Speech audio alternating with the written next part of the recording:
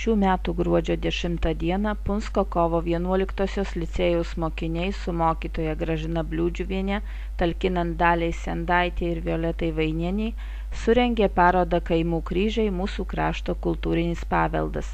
Tai projekto Mes tūkstantmečio sūkury dalis.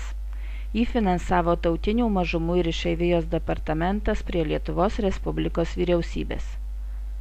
Parodoje kalbėjo Punsko licėjaus direktorė Irena Marcinkevičienė, konkurso sumanytoja ir globėja Gražina Bliūdžiuvienė bei konkurse dalyvavę moksleiviai.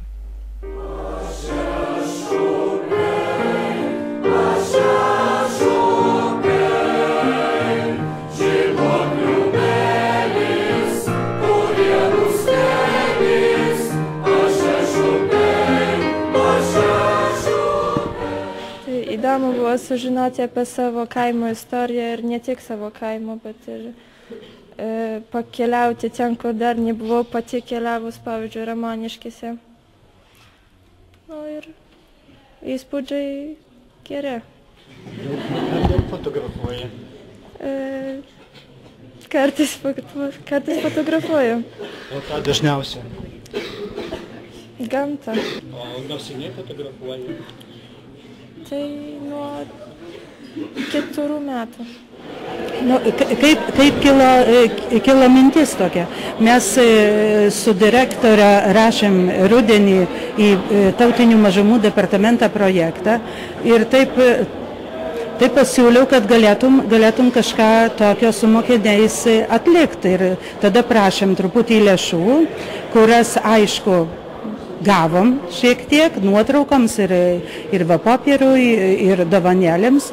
Ir tada pabaigoje mokslo metų, taip maždaug išrašau, iš kurių kaimų vaikai čia mokosi ir paprašau, kad jie atostogų metu galėtų kažką padaryti, keletą nuotraukų, paieškoti informacijos pas senesnius žmonės.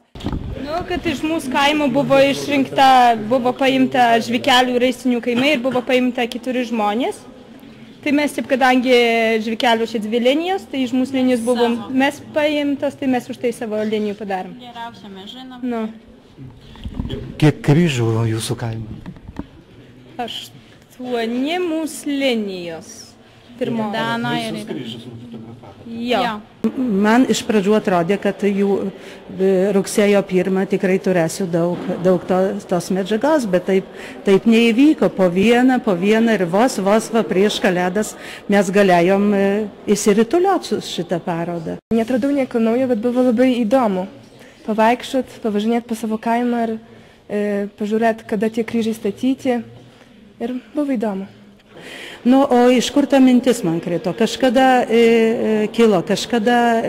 mano vyras Juozas, net ir abu kartu važinėdami po kaimus, visada sustodavo prie kažkokio kryžiaus ir padarydavo nuotrauką. Ir ten namuose yra keliolika tų kryžių nuotraukų, bet aišku, jos be jokių prašymų, nes kai važiuoja per kaimą esi svetimas.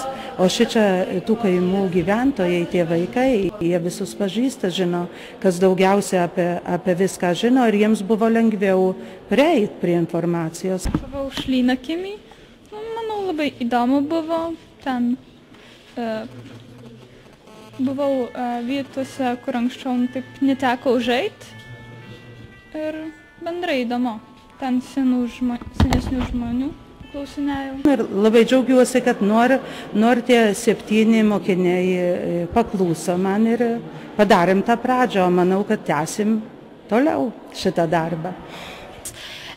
Burbiškio kaimo man buvo labai įdomu sužinoti istoriją ir pamatyti kryžių, nes ne visus žinojau.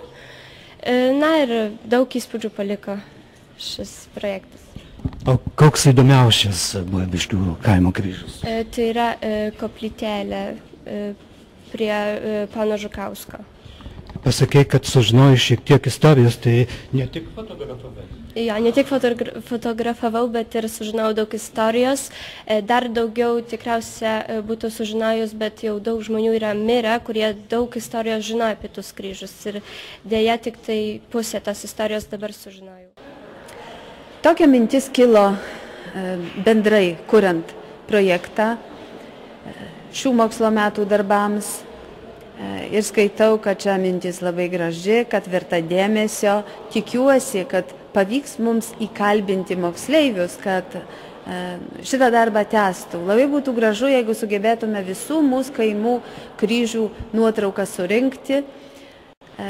Mes ketinam šiai parodai pasibaigus sudėti visas nuotraukas, taip kaip čia matom parodoj, į segtuvus ir mūsų mokyklos bibliotekoje toks rinkinukas bent šitų kelių kaimų kryžių liks, galima bus jį pasižiūrėti.